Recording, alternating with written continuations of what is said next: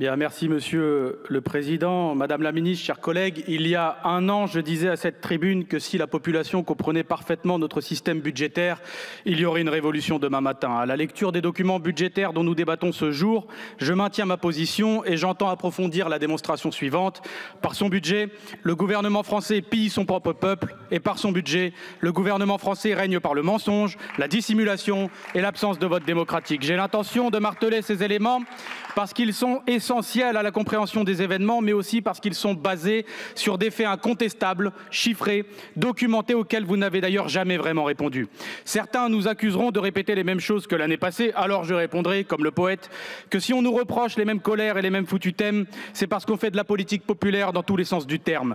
Avec vous, les esprits sont descendus à force de les réduire, alors nos discours ne seront entendus qu'à force de les dire. Le déficit public est à moins 5,8% du produit intérieur brut, c'est-à-dire que l'État dépense 152 milliards d'euros de plus que ce qu'il ne gagne.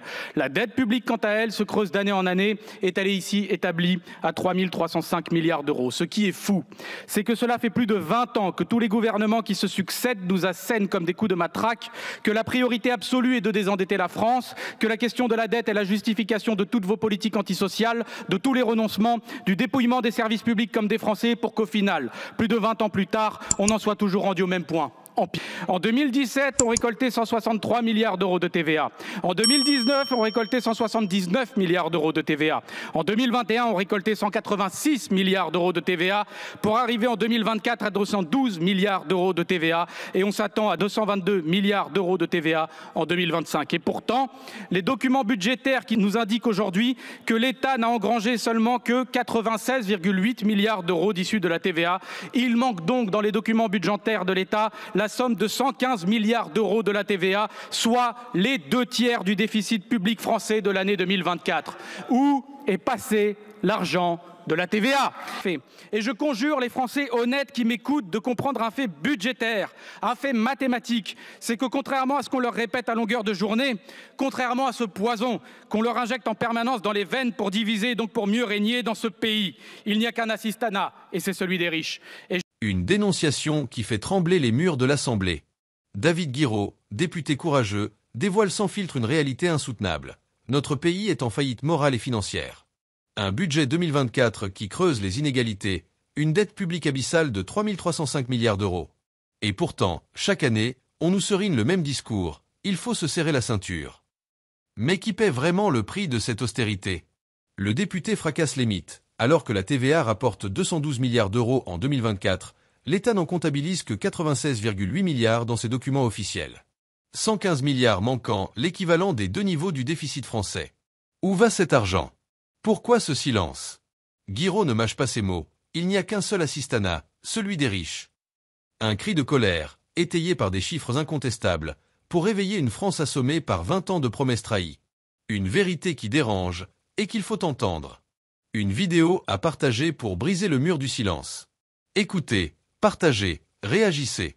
Bien, merci Monsieur le Président, Madame la Ministre, chers collègues. Il y a un an, je disais à cette tribune que si la population comprenait parfaitement notre système budgétaire, il y aurait une révolution demain matin. À la lecture des documents budgétaires dont nous débattons ce jour, je maintiens ma position et j'entends approfondir la démonstration suivante.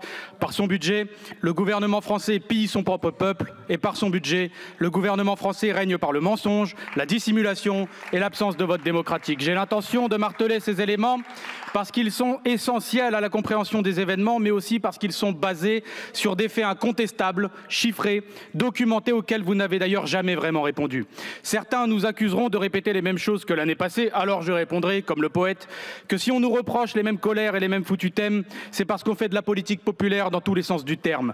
Avec vous, les esprits sont descendus à force de les réduire, alors nos discours ne seront entendus qu'à force de les dire. Les chiffres du budget semblent annoncer un désastre pour la France. Vous le répétez tellement qu'on en vient à se demander si cela vous préoccupe ou si cela vous arrange. Le déficit public est à moins 5,8% du produit intérieur brut, c'est-à-dire que l'État dépense 152 milliards d'euros de plus que ce qu'il ne gagne.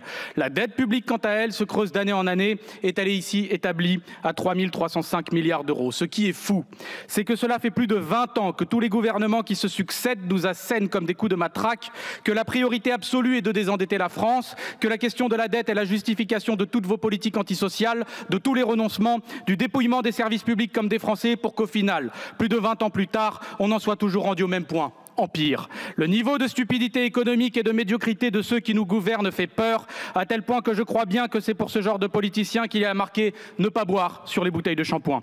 Ces chiffres sont certes préoccupants parce qu'ils remplissent une fonction, celle de créer un choc suffisamment puissant sur les débats publics pour que tous vos éléments de langage saturent la pensée, paralysent les consciences et empêchent l'expression d'une alternative politique. Car oui, ces chiffres de la dette et du déficit sont préoccupants si on les regarde aussi idiotement que les vaches regardent passer les trains. Mais il faut rapprocher ce constat d'un autre constat dont on parle beaucoup moins.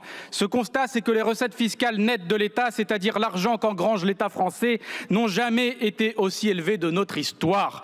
Pour témoigner de cet enrichissement, il suffit de regarder l'argent récolté de nos impôts depuis 2017, soit le premier mandat d'Emmanuel Macron. En 2017, les recettes fiscales nettes de l'État lui rapportent 295 milliards d'euros.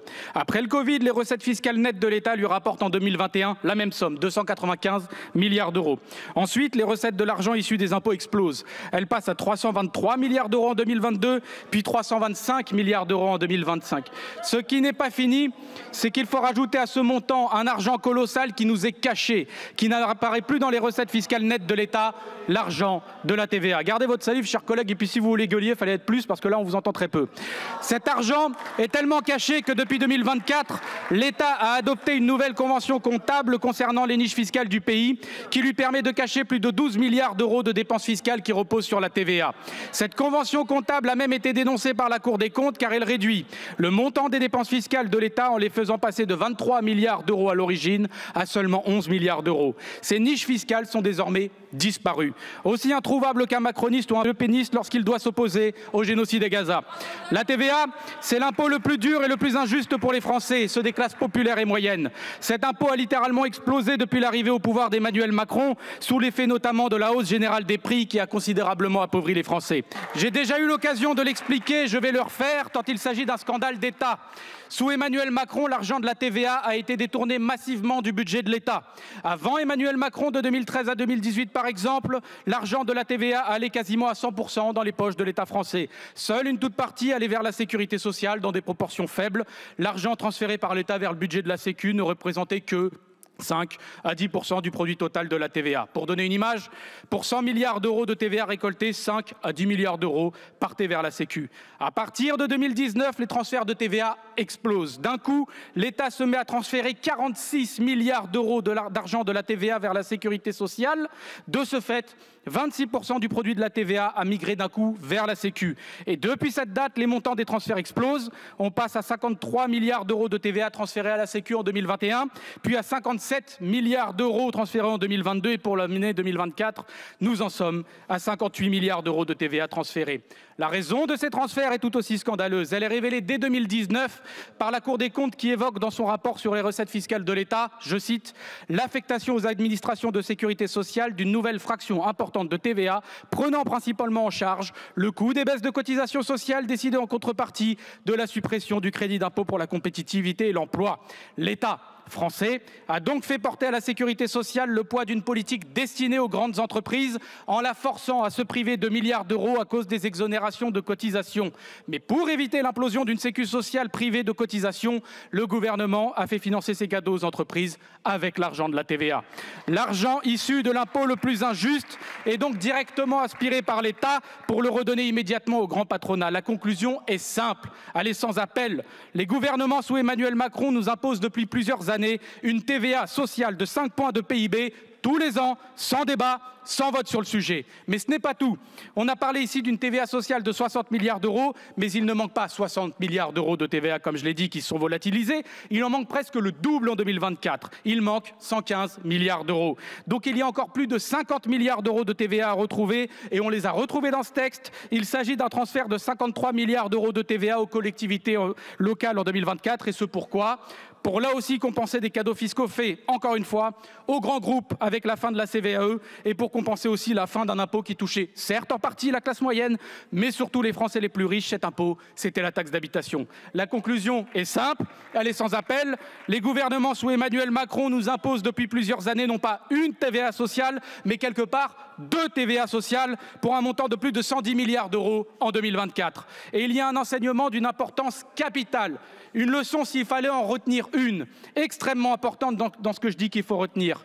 Sauf quand il s'agit des plus riches avec la fin de l'ISF notamment, j'y reviendrai, les baisses d'impôts sous Emmanuel Macron n'existent pas. Les baisses d'impôts sous Emmanuel Macron sont un mensonge. Parce que ce soit la taxe d'habitation, que ce soit la cotisation sur la valeur ajoutée des entreprises, que ce soit les exonérations massives de cotisations sociales, tous ces impôts ont été compensés, ils n'ont pas disparu, ils ont été payés. Ils ont été payés par les Français via leur impôt principal, qu'est la TVA. Et par conséquent, il n'y a pas eu de baisse d'impôts, il y a eu une reconfiguration de ces impôts et donc une reconfiguration de qui payait ces impôts. Et c'est là le plus scandaleux, c'est là qu'est organisé le pillage, c'est là que s'explique à la fois le dépouillement de l'État mais aussi l'appauvrissement généralisé et la destruction de nos services publics. Quasiment toutes les baisses d'impôts décidées par Emmanuel Macron ont été payées en réalité par un impôt sur la consommation de la masse des Français, des classes populaires et moyennes. Quasiment toutes les baisses d'impôts à destination des multinationales et les plus riches ont été payées argent comptant par la masse des Français via l'impôt le plus injuste qui existe. Même la fin de la taxe sur l'audiovisuel public, plus connue sous le nom de redevance télé, que le gouvernement a présenté comme un petit coup de pouce pour le pouvoir d'achat des Français, a été compensée aussi par l'argent de la TVA. Et le pire là-dedans, c'est que nous avons face à nous des dirigeants comme le Premier ministre Bayrou qui osent nous évoquer l'idée d'une TVA sociale, mais il faudrait dire d'une nouvelle TVA sociale, d'une troisième TVA sociale, pour faire encore partir notre argent en fumée dans des politiques qui ne ramènent rien de bon pour ceux qui sont dans le besoin et qui vampirisent tout pour ceux qui vivent déjà dans l'abondance. Comment s'étonner alors que notre société s'engouffre dans l'instabilité politique et sociale? Comment peut-on encore rester les bras croisés et s'étonner qu'en définitive, la colère dans le pays augmente aussi vite que les prix dans les Outre-mer? Alors on nous répète partout pour justifier ce cambriolage destructeur, car oui, c'est un cambriolage où vous feriez passer Spaggiari ou Mesrine pour des amateurs. On nous répète partout que vous comprenez, les plus riches font tenir la France, c'est eux qui font tourner le pays en payant le plus d'impôts et blablabla. Et pourtant, la vérité est la suivante. D'une, l'impôt sur le revenu n'est clairement pas la première source d'impôt en France, c'est la TVA. Mais d'autre part, les plus riches, on le sait, ont été bien épargnés par les impôts sous Emmanuel Macron avec la transformation de l'impôt sur la fortune en IFI, c'est moins 4,5 milliards d'euros de recettes pour l'État selon France Stratégie en 2023, ou la flat tax qui représente 1,8 milliard d'euros pour le budget selon le projet de loi de finances 2022. Mais surtout, même après ces baisses d'impôts ciblées sur les plus riches, l'infamie continue, puisqu'une note du Trésor de 2024 nous apprend que sur une année comme l'année 2023, tous les Français ont payé plus d'impôts, sauf les plus riches. Je répète, tous les Français ont payé plus d'impôts, sauf les plus riches. En 2023, l'impôt net des 10% les plus aisés a reculé de 0,1% et leur taux d'imposition réel passe de 17,5 à 15,2%. Pourquoi tout le monde fait un effort pendant que les 10% les plus aisés restent sur les bancs à regarder? Tout simplement car les riches payent, dans l'absolu, peut-être un peu plus d'impôts, mais parce que c'est aussi eux qui bénéficient le plus des dispenses d'impôts, même aujourd'hui, même après tous les cadeaux qu'on leur a fait. Et je conjure les Français honnêtes qui m'écoutent de comprendre un fait budgétaire, un fait mathématique, c'est que contrairement à ce qu'on leur répète à longueur de journée, contrairement à ce poison qu'on leur injecte en permanence dans les veines pour diviser et donc pour mieux régner dans ce pays, il n'y a qu'un assistanat, et c'est celui des riches. Et je vous donne deux exemples pour que vous puissiez réaliser. Aujourd'hui, on a un crédit d'impôt assez connu, le crédit d'impôt pour l'emploi d'un salarié à domicile. La Cour des comptes nous dit que c'est la deuxième niche fiscale de l'État. L'État donne en effet de l'argent pour aider les familles qui emploient du personnel de ménage notamment, et ça coûte 6,7 milliards d'euros à l'État. C'est pas en soi une dépense inutile pour tout le monde, après tout, car pourquoi pas aider les travailleurs, par exemple, à déclarer des personnels de ménage, les régulariser, etc. Mais regardez bien comment partout et tout le temps, les plus riches sont favorisés et les plus modestes sont négligés. Dans ce crédit d'impôt, la Cour des comptes note que 10% des Français les plus riches reçoivent en moyenne de l'État 2 426 € par an pour ce crédit d'impôt. Je répète, 2 426 € par an, soit presque 2 SMIC. Au total, l'aide de l'État pour les 10% les plus riches monte à 1,1 milliard d'euros, tandis qu'un foyer qui fait partie des 10% les plus pauvres, lui, va recevoir en moyenne de l'État seulement 838 €. Au total, l'aide de l'État pour les 10% les plus pauvres ne dépasse pas les 400 millions d'euros, ce qui veut dire que sur la deuxième niche fiscale de l'État, l'État aide 3 fois plus les 10% les plus riches qu'il n'aide les 10% les plus pauvres. Autre exemple. l'abattement fiscal de 10% sur les pensions de retraite. Ça, c'est la troisième niche fiscale de l'État qui nous coûte 4,8 milliards d'euros en 2024. Là aussi, on peut se dire c'est une niche fiscale qui pourrait aider nos retraités les plus en difficulté. Eh bien, là aussi, cette aide de l'État profite peu aux plus pauvres et beaucoup aux plus riches. La Cour des comptes nous apprend ainsi, je cite, « Le bénéfice par ménage est ainsi de moins de 8 euros par an pour les 30% les moins aisés, contre plus de 900 euros par an pour les 10% des ménages les plus aisés. » Donc, les 10% des ménages les plus aisés captent 30% du coût de cette dépense fiscale et donc 1,4 milliard d'euros. Voilà le résultat de ce qui s'appelle une politique de classe menée avec intensité, avec férocité à tous les niveaux de notre société. Et c'est précisément parce qu'il s'agit d'une politique de classe que ce gouvernement qui veut sabrer toutes les dépenses publiques, qui s'en prend à nos fonctionnaires, qui refuse d'investir dans la transition écologique, qui s'oppose à toute augmentation de salaire et des minima sociaux et qui laisse notre économie en souffrance, c'est précisément parce que c'est une politique de classe que ce gouvernement n'ira jamais chercher d'économie sur sa propre classe sociale, les grandes fortunes et les plus fortunés. Évidemment,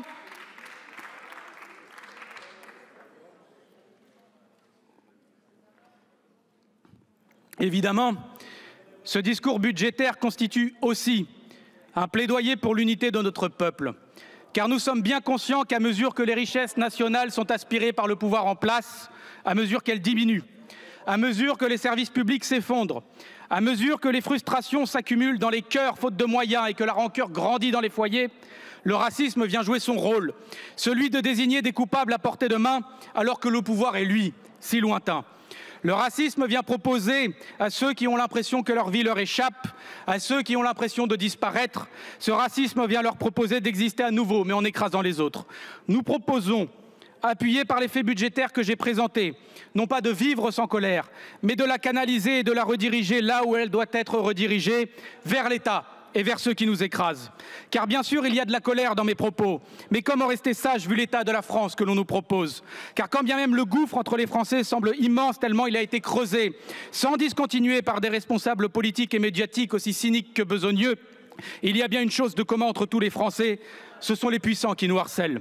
Car collègues, prenez conscience de la colère que votre politique va créer et est en train de créer. Car l'humiliation est puissante et elle peut galvaniser des millions de gamins aux rêves subtilisés. Bien sûr, avec les œillères qui sont les vôtres, vous verrez cet appel à un retour à la paix sociale comme une perturbation, mais après tout, qui peut prétendre faire de la politique sans prendre position? Nous connaissons vos méthodes. Ces derniers temps, vous dissimulez votre violence en parlant de nous et en vérité de millions de Français qui contestent comme d'une meute de chiens déchaînés. Mais si la seule négociation avec vous concerne la longueur des chaînes de nos voisins, demandez-vous comment les Français ne finiront pas par vous mordre si vous les traitez comme des chiens.